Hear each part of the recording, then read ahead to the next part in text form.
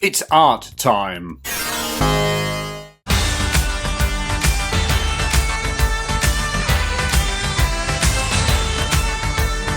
What you're looking at here is a battleground. A battleground of the 41st millennium featuring some giant walking robots. Well, those robots are known as Titans. This piece was painted by master 40k artist John Blanche. John is responsible for a lot of the most famous pieces of Warhammer 40,000 artwork over the years, and all of it amazing. The Titans you can see here hail from one of my personal favourite Titan legions, the Legio Ignatum, or Fire Wasps as they're more commonly known. It's always been a toss-up between these guys and Legio Astorum, or the Warp Runners, as to which one is the best Legio though. Let us know which one you think's the best. Aside from the Titans, there are various Space Marine units running amok. Experienced Warhammer hobbyists will recognise these Blue Marines as Ultramarines.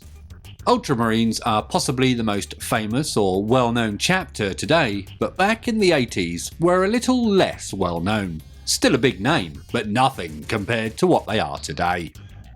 At first, I thought that was the Blood Angels chapter logo up on the front of the Titan's carapace there, but on closer inspection I can see it's just the Imperial Aquila. It's times like this that the zoom function comes in handy, or you can just hold the picture up closer to your eyes, and if you get that reference, let us all know. We can see who the Imperial factions are, the Legio Ignatum and the Ultramarines. But sadly, we can't really make out who the perpetrators are, can we? There's a few Land Raiders dotted about, and they seem to have a bit of a dark look to them. There's no chapter logos to give us a clue either. I can see what might be a skull on one of them, but that in itself is a reach. Who do you think these guys are?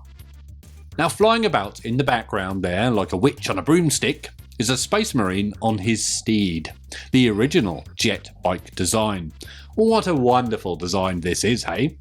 Nowadays, Marine jet bikes look very different, but I'd love to see a new take on this design. Maybe one day we'll see one released for the Horus Heresy game. Perhaps. My name's Marcel, and this is Snakeworks. A lot of people seem to dislike the knob-shaped bike they made recently. Well, I say recently, must have been about 10 years ago now. I think it's called the Scimitar pattern, or something like that. But I quite like them myself.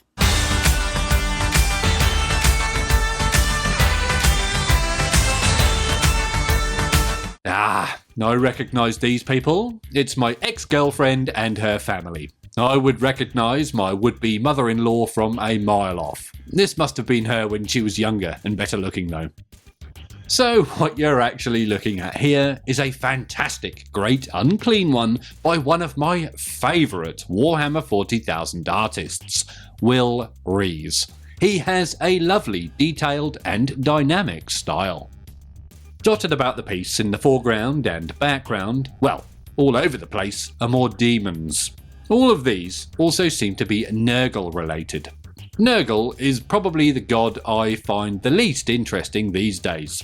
Back in the day, it was Khorne I liked the least. Slaanesh, however, is still, by far, the best.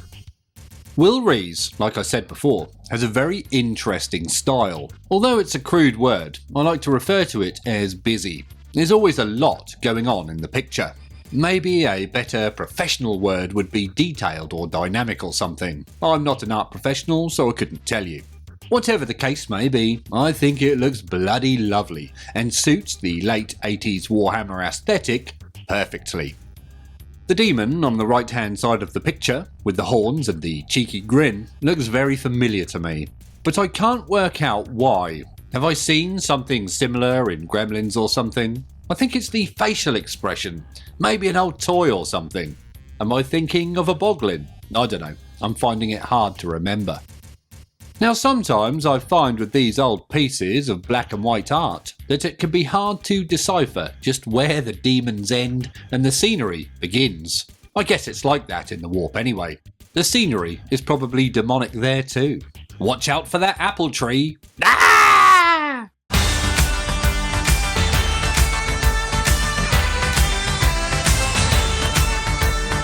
Here we have a fantastic depiction of the fight over the last toilet rolls in Asda circa 2020. Remember the days of COVID? Is it still a hot topic? They were strange days indeed. So what we have here is a collection of filthy heretics and chaos renegades, sadly by an artist I am unable to identify. There is what looks like a signature there, but I can't decipher it. If you know who it is, then please let us all know in the comments below. The main character there, slightly to the right hand side of the picture, has a lovely looking half metal face. What do you think the reason for this is? Is it a bionic upgrade? Is it the height of fashion in the Eye of Terror?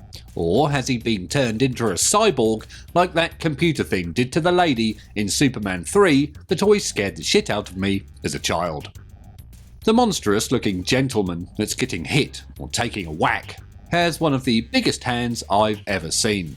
It reminds me of those big foam hands people used to wave around at wrestling matches back in the 90s. Did they have a name? They were probably just called foam hands.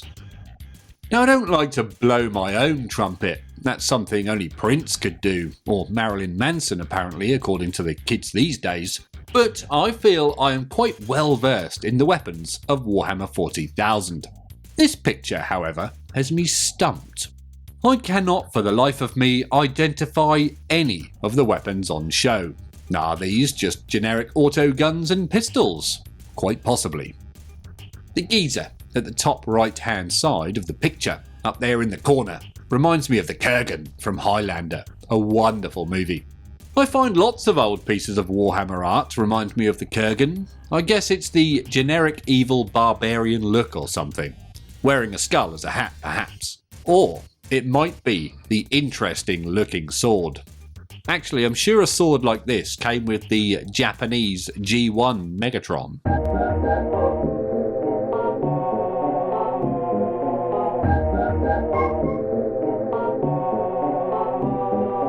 Now they actually sell a replica Kurgan sword in one of my local hobby shops. I think it costs about £150. Every time I see it, I consider buying it. And then I think to myself, just what am I going to do with that? I don't really have a use for it. I could use it to open envelopes perhaps, or beat people as they walk past the house. Also, the little blades on the hilt or handguard, whatever the name of it is, they don't actually pop out like they do in the movie. I don't think it even assembles like it does in the movie either, or come in a suitcase. Am I thinking of the right sword? So anyway, without all those extra features, it's not quite as cool as it could be. Although I do think it might look nice on the wall. We could put it down here instead of this toilet roll, which is there for reasons unknown. Not for reasons unknown, I told you. Now, if you fancy coming to chat movie sword replicas, or anything else hobby related, probably art related, then please feel free to come along and join our friendly Discord server, which is not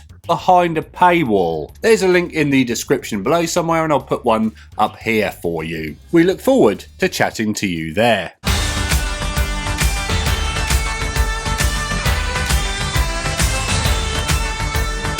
My name is Commissar Bone, and I demand you fight for the glorious Emperor of Mankind. 10 internet cookies if you can remember who Commissar Bone was. So as you already know, what you're looking at here is a lovely piece of art depicting a Commissar of the Imperial Guard, or the Imperial Army as they were known at the time of its creation. Now sadly again, I don't know who the artist responsible for this is, so if you know then please let us all know in the comments below. Many of the designs in Warhammer 40,000 have changed over the years. Imperial Guardsmen look different now to how they did in the 80s. Space Marines have moved on, getting an all-new armor mark look, and the squats now look totally different. But the look of the Commissar has not changed. They still look the same now, although they're missing the aviators. This angry shouting Commissar here is either really tall, wearing stilts, or standing amongst a group of child soldiers, which wouldn't really be surprising for 1980s Imperial Guard. You wouldn't get away with it in today's Warhammer though. Or maybe he's just standing on a box. The book Commissar Bone is holding aloft in his right hand looks suspiciously like a stone tablet to me. The sort of thing a religious character might bring down from a mountain and read some life rules from. 10 internet cookies if you're able to name this person. I'm not sure if I can. I might get flagged for some reason or another. You never can tell these days.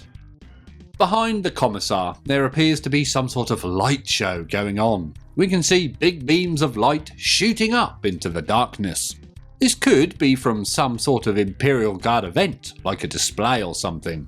Or it's also quite possible it's just explosions from a war zone they're currently working in. Which reason do you prefer?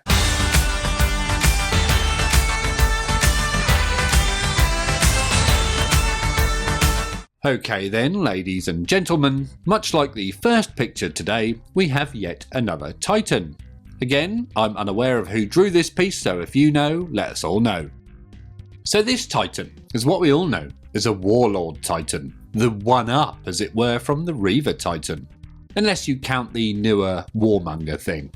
The Warlord Titan is a famous and popular class of Titan, although in my opinion it's not the coolest. Actually, to me, it's probably the most boring. The coolest Titan being the Reaver Titan, or even the Warhound. As I'm sure you're all aware, Warlord Titans, in this day and age, have 4 weapons. 2 on the arms and 2 on the top, or the back. This one, however, only has 3. The 4th one has been swapped out for a banner pole. Why is this, you ask? Well, I don't know. Maybe they ran out of weapons or it got destroyed or something. But you can't beat a big banner regardless, so it gets a pass from me. Due to the scale of Warlord Titans, that banner would be absolutely massive in real life. Almost like a ship's sail from the galleons of Admiral Nelson's era, the HMS Victory and the like. Fun fact, I am actually related to Lord Nelson, and we have a cool family tree thing that shows all the familial links. If anyone's interested in such historical artifacts, let me know and I might try and get it on the channel. It does need documenting regardless. Also, when it comes to that, can I go and claim HMS Victory from the dock? Can we rename it HMS Snakeworks and go on a world tour? I think that would be awesome. Does anyone fancy joining the crew? Identifying Titan Legions is usually pretty easy. They all have their own distinct little logos and heraldry, but this one is a little harder than usual. The sun thing on the crotch flag looks a bit like Legio Astorum, the Warp Runners, I think. But that one doesn't usually have the hanging long ray at the bottom. Maybe it's a variation of said logo. There is another big T logo on the banner up the top, but I think that's just a generic Titan logo. On the left side, the poor Titan appears to have been daubed with graffiti. Whoever the hoodlum responsible for this was, they would have needed the biggest aerosol can ever. Just think how many cans of Chaos Black they must have gotten through. I don't think I've ever seen graffiti on a Titan before. It reminds me a little of 1980s subway trains. Talking of trains, I think one's going past right now, but I think it might actually be the bin men. I think 1980s graffiti looks good. Now, speaking of good, if you're enjoying this video, please consider liking it and subscribing to the channel. That means you, Mick. If you are enjoying the content on the channel, then please consider joining us on Patreon, the link to which is in the description below or up here somewhere. Or you could even become a channel member, which is all the rage these days. Again, there's links in the description below.